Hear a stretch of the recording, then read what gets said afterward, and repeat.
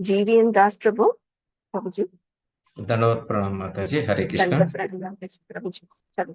यदृच्छया चोपपन्नं स्वर्गद्वारमपावृतं सुखिनः क्षत्रिया पार्थ लभन्ते युद्धमीदृशम्। हरे कृष्ण माताजी। हरे हरे कृष्ण। कृष्ण।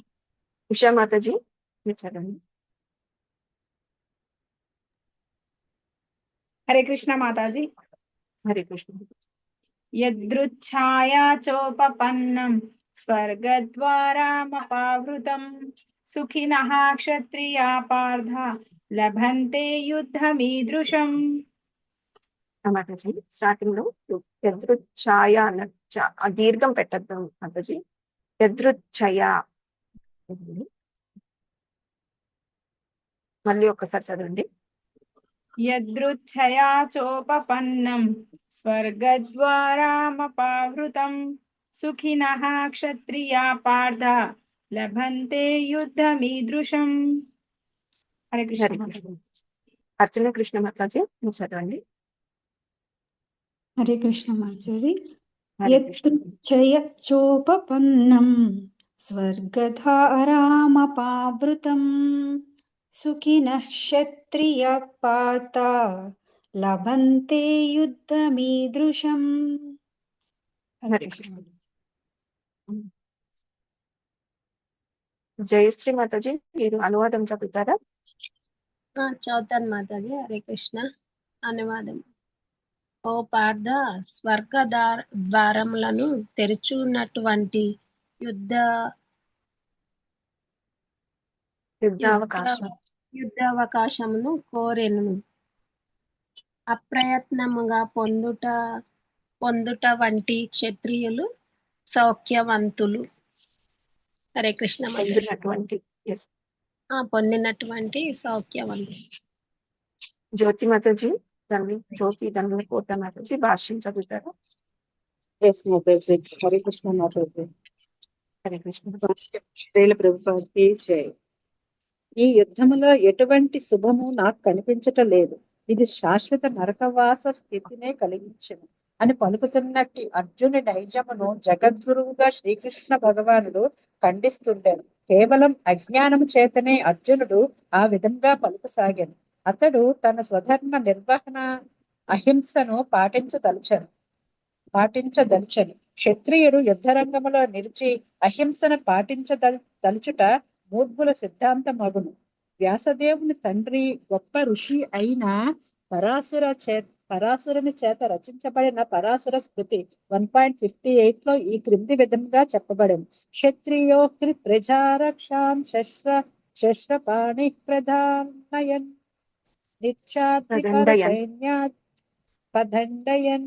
నిక్షాద్దిపర సైన్యాది క్షితం ధర్మేణ పాలయేత్. ప్రజలను అన్ని రకములుగా కష్టము నుండి రక్షించుట క్షత్రియుల ధర్మము.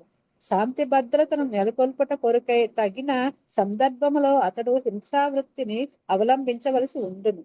కనుక అతడు శత్రురాజుల సైన్యమును జయించి ధర్మానుసారంగా రాజ్యపాలన చేయవలసి ఉండెను. ఈ విషయములన్నింటినీ పరిశీలించి చూచినచో అర్జునుడు యుద్ధమును ఛేదించుటకు ఎట్టి కారణము కనిపించదు. అతడు శత్రువులను జయించినచో రాజ్యములను అనుభవించను. ఒకవేళ యుద్ధ రంగములో మరణించినచో అతని కొరకు స్వర్గ ద్వారములు తెరుచుకొను. దానితో అతడు స్వర్గలోకములను చేరుకోగలడు. కనుక ఏ విధంగా చూచినను యుద్ధం చేయట అతనికి శ్రేయోదాయకమే అగును. హరే కృష్ణ మాతాజీ. హరే కృష్ణ. Thank you Mataji. 31 శ్లోకాలు ఏం చెప్పారో ఒక్కసారి చదువుతాను. క్షత్రియునిగా నీ విశేషమైన విధిని తలచి ధర్మానుసారము యుద్ధం చేయడము కంటే నీకు శ్రేయోదాయకమైన కార్యము వేరొకటి లేదని నీవు తప్పక తెలుసుకోవాలి. కనుక సంశయించవలసిన అవసరమే లేదు. శ్రీకృష్ణ భగవానుడు అర్జునుడితో చెప్తున్నాడు అన్నమాట. అంటే ఏమని చెప్తున్నారంటే నీ విద్యుక్త ధర్మమైనటువంటి క్షత్రియ ధర్మము ఏదైతే ఉందో నువ్వు ఆ ధర్మాన్ని నువ్వు పాటించడం వల్ల నీకు శ్రేయోదాయకమైనది. కాబట్టి నీకు ఎటువంటి సంశయం అనేది ఉండకూడదు అనేసి చెప్తున్నారు. అయితే మనకి ఇక్కడ 4 వర్ణాలు 4 ఆశ్రమాలు ఉంటాయి. అవి ఎవరైనా చెప్తారా మాతాజీ? వర్ణాశ్రమం. సన్యాసాశ్రమం, క్షత్రియ బ్రాహ్మణ వైశ్య శూద్ర 4 వర్ణాలు మాతాజీ. ఓకే, అయితే మనకి ఫస్ట్ చాప్టర్ లో అర్జునుడు రకరకాల రీజన్స్ చెప్తూ ఉంటారనమాట. అంటే ఎందుకు యుద్ధం చేయకూడదు అనేసి, యుద్ధం చేయలేకపోతున్నాను కృష్ణ అనేసి కొన్ని రీజన్స్ చెప్తారు. అవి ఏంటో ఎవరైనా చెప్పగలరా మాతాజీ?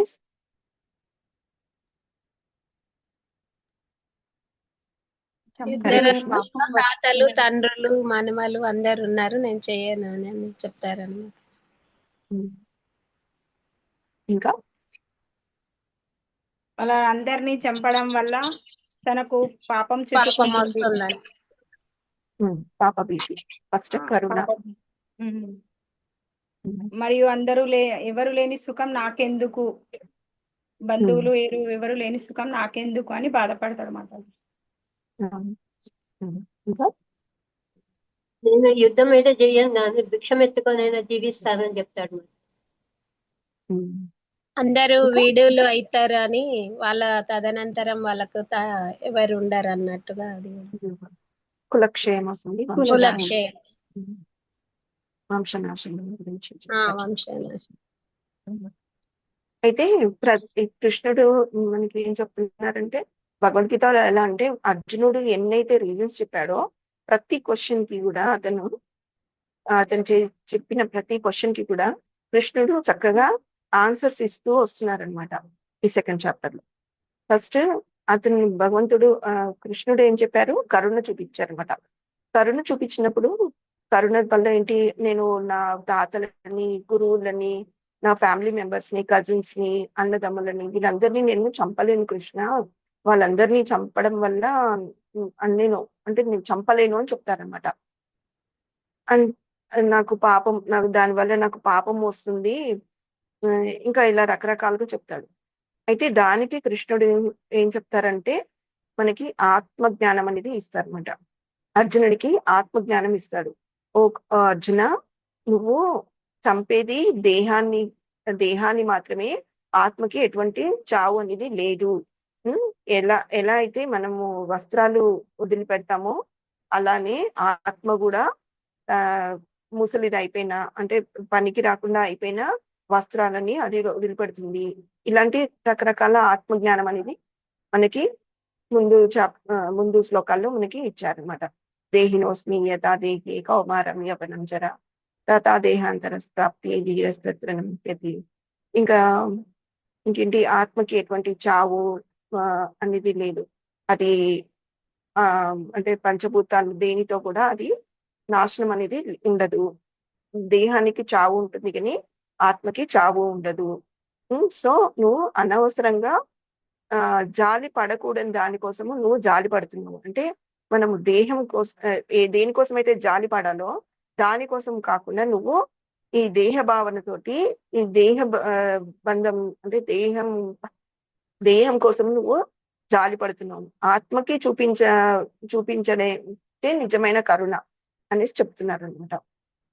ఇంకా నిజమైన ఇప్పుడు ఇంకోటి ఏం చెప్తారంటే, నేను ఆనందాన్ని నేను ఒకవేళ గెలిచిన తర్వాత నేను ఎవరితో ఆనందం పంచుకోవాలి, నా వాళ్ళందరూ చనిపోయిన తర్వాత నేను ఆనందాన్ని ఎవరితో పంచుకోవాలి అని ఇంకో క్వశ్చన్ అడుగుతున్నారు అర్జున. అప్పుడు దానికి ఏం చెప్తున్నారంటే, నిజమైన ఆనందం అనేది మనకి విద్యుక్త ధర్మం ఎప్పుడైతే మనం చేస్తామో దాని వల్లనే మనకి నిజమైన ఆనందం అనేది వస్తుంది అని మనకి కర్మల గురించి మనకి చెప్పారనమాట. నెక్స్ట్ ఏం చెప్తున్నారు, ఇంకా నాకు పాపం వస్తుంది,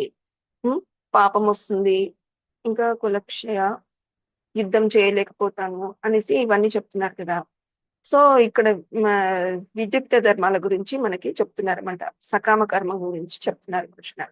ఏమని అని చెప్తున్నారంటే, ఎవరైతే ఇప్పుడు మనకి లాస్ట్ క్లాస్ లో ప్రభుజీ మనకి చక్కగా ధర్మం గురించి, అంటే ధర్మం అంటే ఏంటి అనేది మనకి చాలా చక్కగా చెప్పారు కదా. సో దాంట్లో ధర్మాన్ని 2 రకాలుగా ఉంటుందన్నమాట. ఒకటి విద్యుక్త ధర్మము, ఒకటేమో ఆధ్యాత్మిక ధర్మము, ఒకటేమో భౌతిక ధర్మం. అయితే రెండింటికి కూడా విద్యుక్త ధర్మం అనేది ఉంటుందన్నమాట. ఆధ్యాత్మిక ధర్మం అంటే మనము జీవేర స్వరూపహై కృష్ణేర నిత్యదాస్, అంటే మనము కృష్ణుని యొక్క నిత్య సేవకులము అనేది మన ఆధ్యాత్మిక ధర్మం. అంటే మనము ఆధ్యాత్మికంగా ఆయనని సేవించాలి అనేది ఆధ్యాత్మిక ధర్మం అన్నమాట. దాన్ని పరధర్మం అని కూడా అంటారు. ఇంకోటి భౌతిక ధర్మం. భౌతికమైన ధర్మం అంటే ఇప్పుడు మనకి ఆ దేహ భావనలో ఉన్నంత వరకు మనము ఈ భౌతిక ధర్మాన్ని పాటించాలి. ఎందుకంటే మనకి ఇంకా ఆత్మ అంటే ఇప్పుడు అర్జునుడు ఇంకా ఆత్మ స్థాయిలో ఇంకా మాట్లాడట్లేదు. ఆయనకి జ్ఞానం లేదని కాదు, అర్జునుడికి జ్ఞానం ఉంది, కానీ మన కోసం అనేసి కృష్ణుడు ఆయన జ్ఞానాన్ని తీసేసి మన కోసం అనేసి ఆయన ఇలాంటి క్వశ్చన్స్ అన్ని ఇలా డౌట్ వచ్చేట్టుగా ఆయన అలా చేస్తారనమాట. ఎందుకంటే భగవద్గీత ద్వారా మనందరికీ ఆయన ఇన్స్ట్రక్షన్స్ ఇస్తున్నారు అర్జునుడి ద్వారా. అందుకోసం అనేసి అర్జునుడి ద్వారా మనకి ఇవన్నీ ఇస్తున్నారు. సో ఇప్పుడు ఆయన భౌతికంగా మాట్లాడుతున్నాడు అంటే దేహ భావనలో ఉండి మాట్లాడుతున్నాడు. అయ్యో నా వాళ్ళని నేను చంపలేను, వాళ్ళందరినీ నా తాతలని మనవళ్ళని గురువులని వీళ్ళందరినీ నేను ఎలా చంపగలను అనేసి అంటున్నారు. కాబట్టి సకామ కర్మ గురించి చెప్తున్నారన్నమాట. ఏంటంటే వర్ణాశ్రమ ధర్మాన్ని ఆచరిస్తే ఉంటే జన్మం పొంది అంటే మనము ఎప్పుడైతే మనం వర్ణాశ్రమ ధర్మాలను మనం కరెక్ట్ గా ఆచరిస్తూ ఉంటామో మనకి మంచి జన్మ అనేది అంటే అది చేస్తూ ఉంటే మంచి జన్మలు అనేవి వస్తుంది. దానివల్ల మళ్ళీ ఇంకా ఆధ్యాత్మికంగా కూడా మనము ముందుకు వెళ్ళగలుగుతాము అని చెప్తారన్నమాట లాస్ట్ శ్లోకాలు.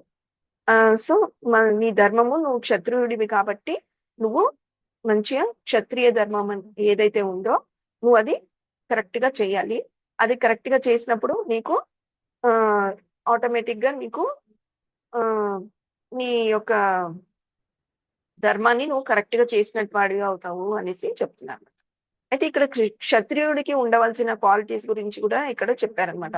క్షత్రియుడికి ఏంటి క్వాలిటీస్ ఎలా ఉంటాయి అంటే ఆయన అంటే ఇప్పుడు మనకి 4 వర్ణాలు అని చెప్పాం కదా, అందులో శ్రీకృష్ణుడు మనకి ఏం చెప్పారు 4th చాప్టర్ లో చాతుర్వర్ణం మాయా సృష్టి గుణకర్మ విభాగశ అని చెప్పారనమాట. అంటే ఎవరి యొక్క అంటే ఎవరి గుణము ఇంకా స్వభావము ఇంకా వాళ్ళు చేసే కర్మల్ని బట్టి నేను ఈ 4 వర్ణాలని నేను సృష్టించారు.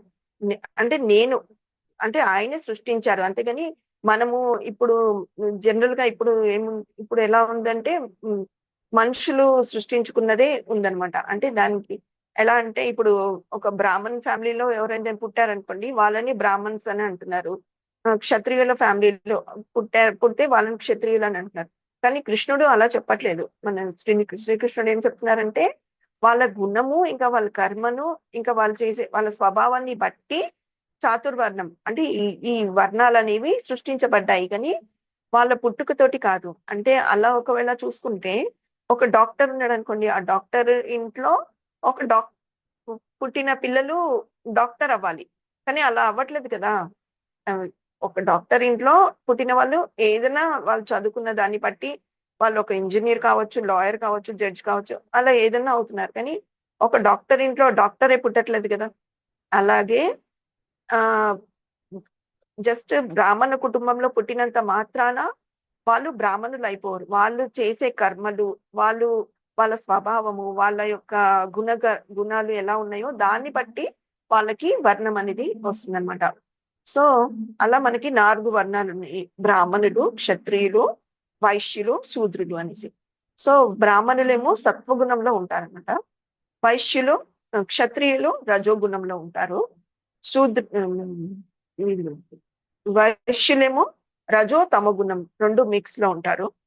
ఇంకా శూద్రులేనేమో తమో గుణంలో ఉంటారు. బ్రాహ్మణులు అంటే వాళ్ళు ఈ నాలెడ్జ్ ఏదైతే ఉంటుందో వాళ్ళు అందరికీ పంచుతూ ఉంటారన్నమాట. 4 నియమాలను పాటిస్తూ వాళ్ళు చక్కగా వాళ్ళు ధర్మాచరణ ఆచరిస్తూ సత్వగుణంలో ఉంటారు వాళ్ళు. నెక్స్ట్ క్షత్రియులు వచ్చేసి వాళ్ళు ఎక్కువగా లీడర్షిప్ క్వాలిటీస్ ఎక్కువ ఉంటాయి అనమాట. అంటే కింగ్స్, మంచి కింగ్స్ పొజిషన్స్ లో వాళ్ళు ఉంటారన్నమాట, నాయకులుగా ఉంటారన్నమాట. వాళ్ళకి ఏంటంటే పరిపాలన దక్షత కలిగి ఉంటారు, ఇంకా చాలా విరోచితమైన కార్యాలన్నీ చేస్తూ ఉంటారన్నమాట వాళ్ళు. కాబట్టి వాళ్ళు క్షత్రియులు. అంటే వాళ్ళకి ఎలా అంటే చిన్నప్పటి నుంచే వాళ్ళకి ఆ ట్రైనింగ్ అని కూడా ఇస్తూ ఉంటారన్నమాట. ఇప్పుడు రాజులు ఉంటారు కదండి, వాళ్ళు ఎలా అంటే చిన్నప్పటి నుంచే వాళ్ళకి ఆ క్షత్రియ గుణం ఉంటుంది వాళ్ళకి. అలాగే వాళ్ళకి చిన్నప్పటి నుంచి ఆ ట్రైనింగ్ అనేది, అంటే ఎప్పుడైతే అధర్మం ఎక్కడైతే ఉంటుందో వస్తుందో అక్కడ మీరు వాళ్ళని రక్షించాలి. అంటే మీ ప్రజలని, రాజులు ఎవరైతే ఉంటారో వాళ్ళు వాళ్ళ ప్రజలని రక్షించాలి, ఇదే వాళ్ళ యొక్క ధర్మము అనేసి వాళ్ళకి చిన్నప్పటి నుంచే అలా ట్రైనింగ్ ఇస్తారు. వాళ్ళని అడవిలోకి పంపించి వేటాడేటట్టుగా చేస్తారు. వాళ్ళకి అంటే పులులతో పోరాడము ఇలాంటివన్నీ చేస్తుంటారు అనమాట. సో వాళ్ళకి ఆటోమేటిక్ గా వాళ్ళకి ఆ పౌరుషము అది వచ్చేస్తుంది అనమాట వాళ్ళకి. సో వాళ్ళు అలా ఉంటారు రాజులు, అంటే రక్షణలో ఉంటారు. అంతేగాని యుద్ధ రంగంలోకి వచ్చినప్పుడు వాళ్ళు చాలా ధైర్య సాహసాలతో రావాలి, వాళ్ళు అలా యుద్ధం చేయాలి. కానీ ఇక్కడ అర్జునుడు ఏం చేస్తున్నాడు, అర్జునుడేమో నేను యుద్ధం చెయ్యను అని అంటున్నాడు. అది కూడా ఎక్కడ యుద్ధ రంగంలో వచ్చిన తర్వాత యుద్ధం స్టార్ట్ అయ్యే టైంలో అతను నేను యుద్ధం చేయను అనేసి అంటున్నారు. కానీ అలా చేయడం వల్ల అతనికి అపకీర్తి వస్తుంది అనేసి కృష్ణ చెప్తున్నారు అనమాట. నువ్వు అలా చేయొద్దు అనేసి కృష్ణ ఒక్కొక్క రీజన్ చెప్తూ వస్తున్నాడు అనమాట. ఫస్ట్ ఆత్మజ్ఞానం ఇస్తారు, తర్వాత సరే నువ్వు అలా అది కాదు అంటే నువ్వు వర్ణాశ్రమ అంటే ఇప్పుడు నీ ధర్మం ఏదైతే ఉందో క్షత్రియ ధర్మమో దాన్ని పాటించు, దాని వల్ల నీకు మంచి జరుగుతుంది అని చెప్తున్నారు అనమాట. చెప్పిన తర్వాత సరే అయితే ఇక్కడ క్షత్రియులు ఎలా ఉంటారంటే వాళ్ళకి ఎంత సాహసం, అంటే ఎట్లా ఉంటారంటే వాళ్ళకి యుద్ధము అంటే వాళ్ళకి అది చాలా కీర్తిని తెచ్చి పెడుతుంది అన్నమాట. కీర్తిని ఇంకా మంచి పేరు తెచ్చి పెడుతుంది. వాళ్ళు అది చాలా ఇష్టంగా చేస్తారు, ఎందుకంటే వాళ్ళ యొక్క ధర్మం అది కాబట్టి. సో కానీ అర్జునుడు ఏం చేస్తున్నాడు ఇక్కడ, అర్జునుడు మాత్రము యుద్ధ రంగంలోకి వచ్చి నేను చెయ్యను అని అంటున్నారు అనమాట. సో అది తప్పు అనేసి కృష్ణుడు చెప్తున్నారు. ఇంకా అహింస అనేది తత్వమే కానీ ధర్మాన్ని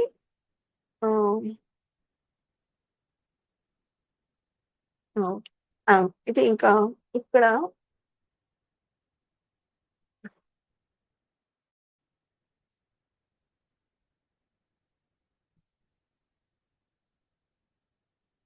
సో ఇలా లాస్ట్ దాంట్లో మనకి ఇలా చెప్పారు కదా. మనకి ఇప్పుడు ఏం చెప్తున్నారు అంటే, ఓ పార్థ, స్వర్గ ద్వారాలను తమ కొరకే తెరిచే అటువంటి యుద్ధావకాశాలను కోరుకుండానే పొందే క్షత్రియులు సౌఖ్యవంతులు అనేసి ఇక్కడ ట్రాన్స్లేషన్ ఏం చెప్తున్నారు అనమాట. ఇక్కడ శ్లోకాల్లో ఏం చెప్తున్నారంటే యాదృచ్ఛయాచోపపన్నం అంటే యాదృచ్ఛికంగానే, అంటే ఏమీ కోరుకోకుండానే, అనుకోకుండానే మనకి అలాంటి ఛాన్స్ వచ్చింది అనుకోండి, ఏంటి యుద్ధం చేసే ఛాన్స్ వచ్చినప్పుడు స్వర్గ ద్వారం మా పాపృతం అంటే స్వర్గ ద్వారము అలాంటి వాళ్ళకి ఎప్పుడు అంటే ఎవరికి అంటే క్షత్రియులకి సుఖినః క్షత్రియా పాత అంటే వాళ్ళకి సుఖాన్ని ఇస్తుంది. అది అంటే అంటే వాళ్ళకి అది సౌకర్యంగా ఉంటుంది. వాళ్ళకి అది క్షత్రియులకి అది స్వర్గద్వారముకు అంటే స్వర్గద్వారము ఓపెన్ అవుతుంది అని చెప్తున్నారు అనమాట. లభంతే యుద్ధం ఈదృశం, యుద్ధం అలాంటి ఛాన్స్ వచ్చినప్పుడు వాళ్ళు దాన్ని యూజ్ చేసుకుంటే వాళ్ళకి ఇది అంటే దొరుకుతుంది, స్వర్గం దొరుకుతుంది అని చెప్తున్నారు అనమాట. అయితే ఇక్కడ ఏం చెప్తున్నారు, ఓ పాట స్వర్గద్వారాలను తమ కొరకే తెరిచే అటువంటి యుద్ధావకాశాలను కోరకుండానే పొందే క్షత్రియులు సౌఖ్యవంతులు అయితే ఇప్పుడు చూడండి, అర్జునుడికి అతను ఎప్పుడు యుద్ధం చేయాలని వాళ్ళు కోరుకోలేదు పాండవులు. వాళ్ళకి ఎలా అంటే వాళ్ళు అనుకోకుండా వాళ్ళకి ఇప్పుడు చూడండి, దుర్యోధనుడు ఇంకా కౌరవులు వీళ్ళందరూ ఎంతో దుర్మార్గులు అన్నమాట. వాళ్ళు ఎన్నో చేశారు, ఆతతాయిలు అంటారు, అంటే వాళ్ళు చేయకూడని పనులన్నీ చేశారు. ఫస్ట్ ఏం చేస్తారు, ఆ భీముణ్ణి చంపాలని ప్రయత్నం చేస్తారు విషం పెట్టి. తర్వాత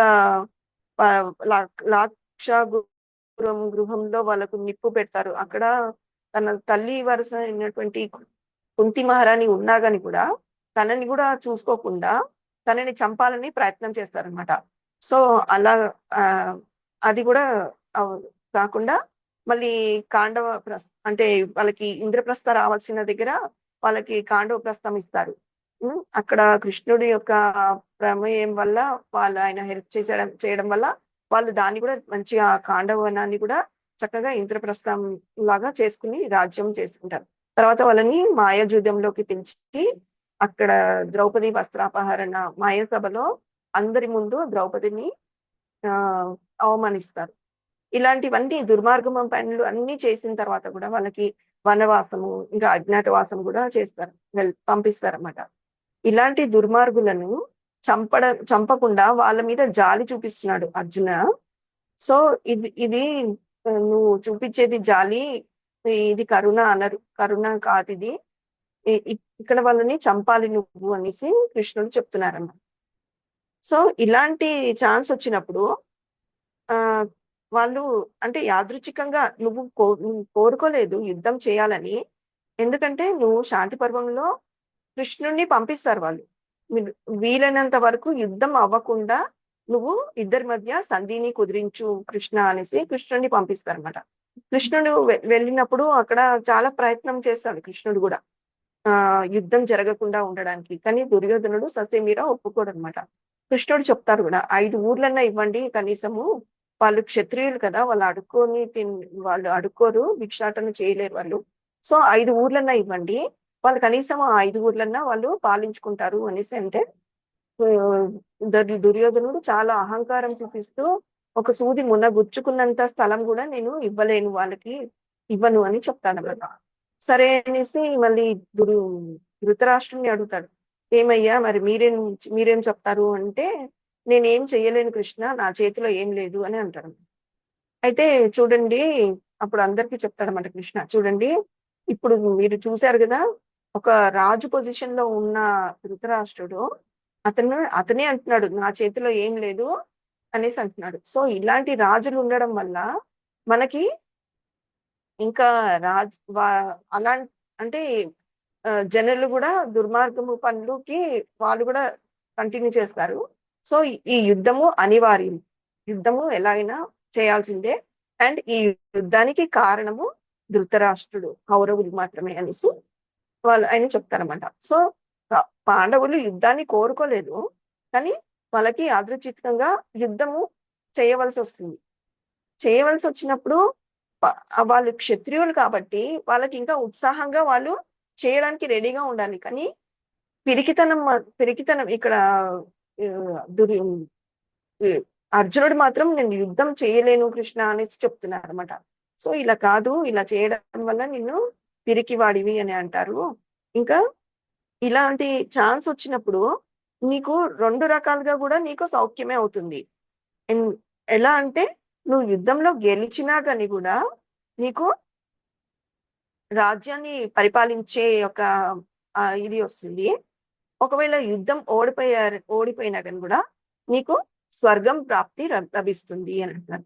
మామూలుగా జనరల్ గా చూసుకుంటే స్వర్గ ప్రాప్తి రావాలంటే ఈ కర్మకాండ సెక్షన్ లోకి వెళ్తే కనుక ఇప్పుడు వీళ్ళు బ్రాహ్మణులు ఉంటారు కదా, బ్రాహ్మణులు ఎలా చేస్తారంటే వాళ్ళు ఎన్నో యజ్ఞాలు అవన్నీ చేస్తుంటారు అనమాట. అంటే ఫర్ ఎగ్జాంపుల్ అశ్వమేధ యజ్ఞము, దాంట్లో ఏంటంటే అశ్వాన్ని బలి ఇస్తారనమాట.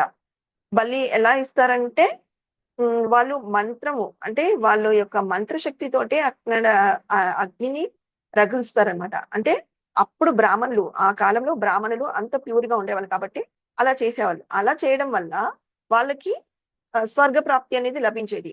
ఇంకా రకరకాల కర్మకాండంలో చాలా ఉన్నాయి స్వర్గ ప్రాప్తి కోసము. కానీ అవన్నీ మనం ఎంత ప్యూర్ గా చేస్తామో దాన్ని బట్టి ఉంటుందన్నమాట.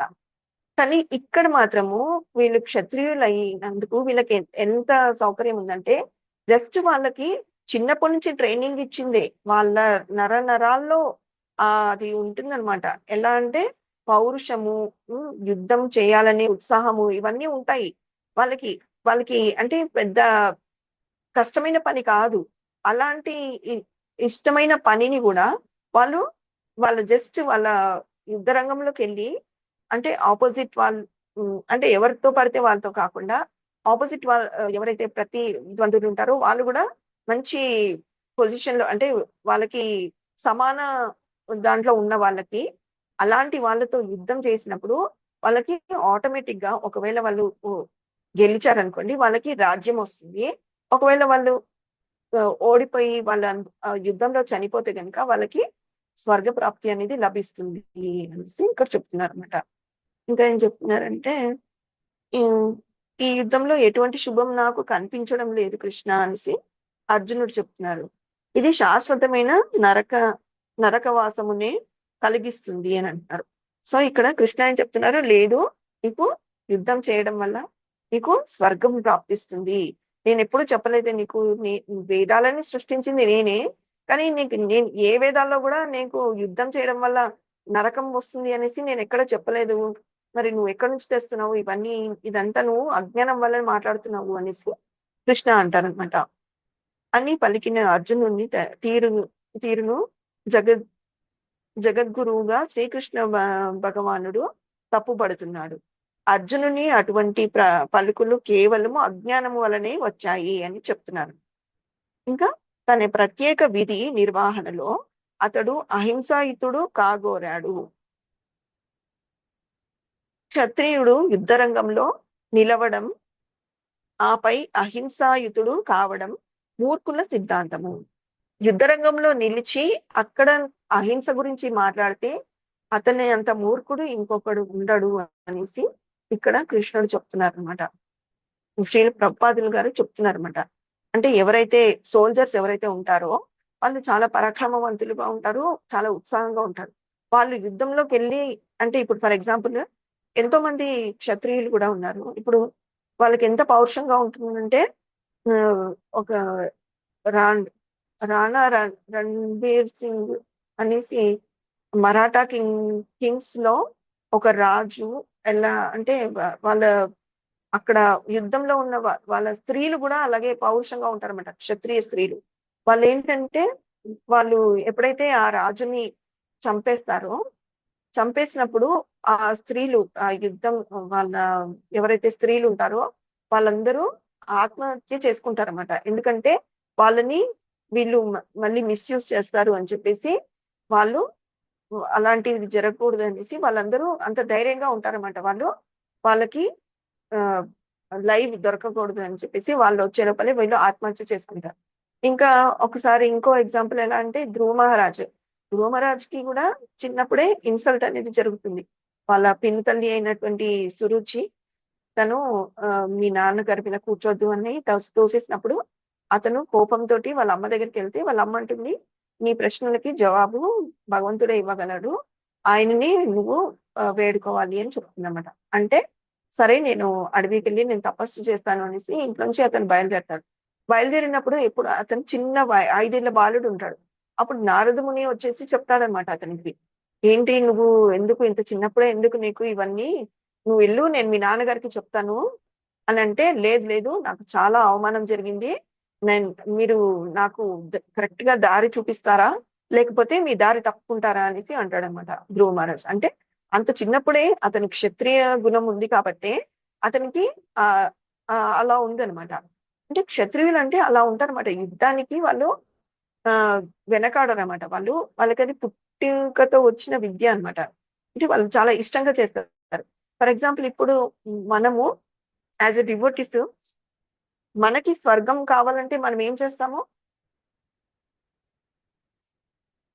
భక్తియుత సేవ హరే కృష్ణ మహామంత్రం జపిస్తే మనకి స్వర్గం కాదు. కానీ మనము స్వర్గం కోసం చెయ్యము, కానీ మనము ఆధ్యాత్మికంగా ముందుకు వెళ్ళడానికి చేస్తాము.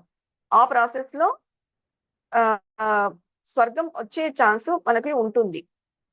అలాగే ఒక మంచి బిజినెస్ మ్యాన్ ఉన్నాడు అనుకోండి, ఒక వైశ్యుడు ఉన్నాడు అనుకోండి, అతను ఒకవేళ అతని విద్యుక్త ధర్మం ప్రకారం చేస్తూ ఉంటే, ఆ చక్కగా అతని ధర్మంని చేస్తూ ఉంటే అతనికి కూడా మంచి ఉన్నత గతులు దొరుకుతాయి. అలా ప్రతి ఒక్కరికి వారి యొక్క విద్యుక్త ధర్మాలను వాళ్ళు కరెక్ట్ గా చేస్తూ ఉంటే వాళ్ళకి ఉన్నత గతులు దొరుకుతాయి. ప్లస్ ఆధ్యాత్మికంగా కూడా ముందుకు వెళ్తూ ఉంటారన్నమాట. సో ఇక్కడ క్షత్రియులకి మాత్రము జస్ట్ వాళ్ళు యుద్ధ రంగంలోకి వచ్చి వాళ్ళు యుద్ధం చేసినంత మాత్రాన వాళ్ళకి ఆ ఇది ఇది జరుగుతుంది అనమాట. సో ఇంకా ఇక్కడ వ్యాసదేవుని తండ్రి అయినటువంటి గొప్ప ఋషి అయిన పరాశర మునిచే రచించబడిన ధర్మ సూత్రాల్లో అంటే పరాశర స్మృతిలో ఈ విధంగా చెప్పబడింది. పరాశర ముని అంటే వ్యాస భగవానుడి యొక్క తండ్రి, అతని పరాశర స్మృతిలో ఏం చెప్తున్నారంటే, క్షత్రియోహి ప్రజారక్షణ్ అంటే క్షత్రియుల ధర్మం ఏంటంటే ప్రజలను రక్షించడము, అంతకు మించిన వీళ్ళకి వేరే ధర్మం అనేది లేదు అనేసి ఇక్కడ చెప్తున్నారు. ప్రజలను అన్ని రకాలైన కష్టాల నుండి రక్షించడము క్షత్రుని ధర్మము. ఆ కారణంగా అతడు శాంతి భద్రతల కొరకు తగిన సందర్భాలలో హింసను చేయవలసి ఉంటుంది. కనుక అతడు శత్రురాజుల సైన్యాలను జయించి ఆ విధంగా ధర్మబద్ధంగా ప్రపంచాన్ని పరిపాలించాలి. సో ఈ ప్రాసెస్ లో క్షత్రియులు వీలైనంత వరకు అహింసని వాళ్ళు, అహింస కూడా వాళ్ళ అంటే ధర్మమే, కానీ అది ఎప్పుడంటే ధర్మయుక్తంగా అంటే దానివల్ల ఎటువంటి ఈ ధర్మంగా ఉన్నంత వరకు అది మంచిదే. కానీ ధర్మం తప్పుతుంది అన్నప్పుడు వాళ్ళు ఇది వెపన్స్ పట్టుకొని వాళ్ళు యుద్ధం చేయవలసింది అనమాట, శస్త్రాలను పట్టుకోవాల్సిందే. అహింస అప్పుడు పనికిరాదనమాట ఇక్కడ. సో అదే చెప్తున్నారు అనమాట, క్షత్రియులు ప్రజలను రక్షించడమే వాళ్ళ యొక్క మొదటి ధర్మం అని చెప్తున్నారు. ఈ విషయాలన్నింటినీ బట్టి అర్జునుడు యుద్ధాన్ని మానడంలో ఎటువంటి కారణము లేదు. అతడు తన శత్రువులను జయిస్తే రాజ్యాన్ని అనుభవిస్తాడు. ఒకవేళ యుద్ధంలో మరణించవలసి వస్తే తన కొరకు ద్వారాలు తెరుచుకొని ఉన్నట్టే స్వర్గానికి అతడు చేరుకుంటాడు. ఇందులో ఏదైనా సరే యుద్ధము అతనికి లాభదాయకమే అవుతుంది.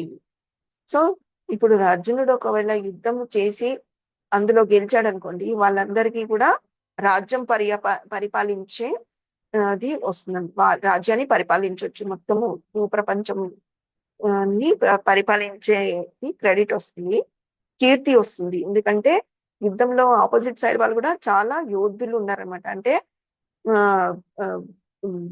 భీష్మ పితామహుడు, దుర్యోధనుడు వీళ్ళందరూ చాలా యోధులు కాబట్టి అలాంటి వాళ్ళతో యుద్ధం చేస్తున్నాడు కాబట్టి ఇతనికి కీర్తి కూడా వస్తుంది. కీర్తి, యశస్సు, రాజ్యము ఇవన్నీ వస్తాయి గెలిచినప్పుడు. ఒకవేళ ఓడిపోయినా కానీ కూడా స్వర్గ ద్వారాలు ఎలాగో తెరుచుకొని ఉంటాయి. ఎందుకంటే యుద్ధంలో ఓడిపోయిన వాళ్ళకి స్వర్గ ద్వారాలు ఉంటాయి అనేసి శ్రీకృష్ణుడు చెప్తున్నాడు. సో వాళ్ళందరూ కూడా యుద్ధంలో ఎవరెవరైతే పోరాడతారో వాళ్ళందరికీ కూడా ఆ ఛాన్స్ ఉంది.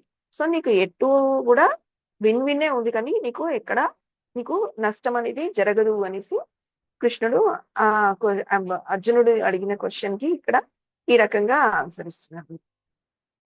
సో మనకి ఇప్పుడు ఇదంతా భగవంతుడు ఒక అంటే భౌతిక పరంగానే చెప్తున్నారు అన్నమాట.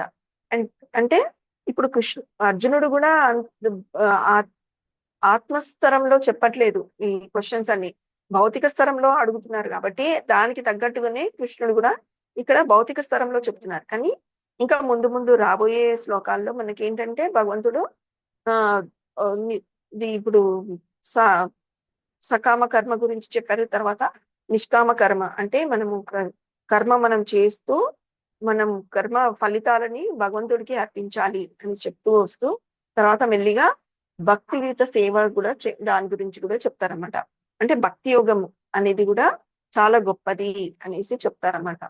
సో మనము యాజ్ ఎ సాధకాస్గా మనం ఏం చేయాలి అంటే మనము ఈ ఈ మనం కూడా మన కర్మలని విద్యుక్త ధర్మాలను కరెక్ట్ గా చేస్తూ ఆ ఆ దాని యొక్క ఫలితాలని భగవంతుడికి అర్పించి మనము ఇలా మన ఆధ్యాత్మిక జీవితంలో ఇంకా ముందుకు వెళ్ళడానికి మనం ప్రయత్నం చేయాలన్నమాట.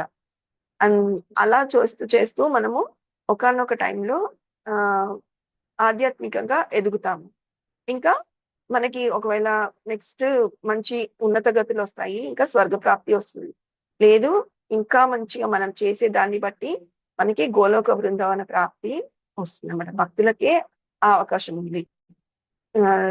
కానీ ఈ సకామ కర్మ వీళ్ళు చేసే వాళ్ళకి, కర్మకాండ చేసే వాళ్ళకి ఇంకా వాళ్ళు ముందుకు వెళ్ళి ఇంకా మంచి మంచి ఉన్నత గతులు ప్రాప్తించేది వస్తుంది అనేసి ఇక్కడ శ్రీకృష్ణుడు చెప్తున్నారు. సో ఇంతవరకు నేను చెప్పింది అర్థమైందా మాతాజీ, ప్రభుజీ? హరే కృష్ణ. ఏమైనా డౌట్స్ ఉంటే అడగండి. మాతాజీ హరి హరి గౌరీ మంచిగా చెప్పారు.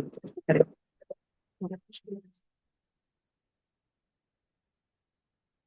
ఏమైనా డౌట్స్ లేవు మాతాజీ, ప్రభుజీ? జీవీఎన్ దాస్ ప్రభుజీ.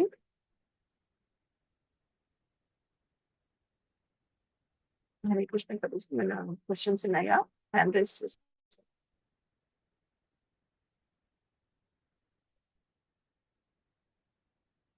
ఎవరికి ఏం ప్రశ్నలు ఇవ్వాలనుకుంటే కనుక, ఒకవేళ నేను ఏమైనా తప్పులు చేసి ఉంటే కనుక అవన్నీ నా తప్పులే. ఏదైనా మంచి చెప్తుంటే అదంతా గురు పరంపర లభిస్తుంది. హరే కృష్ణ.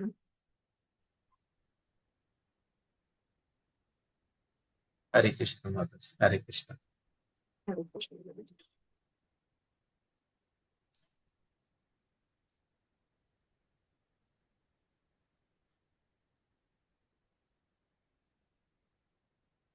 హరే కృష్ణ.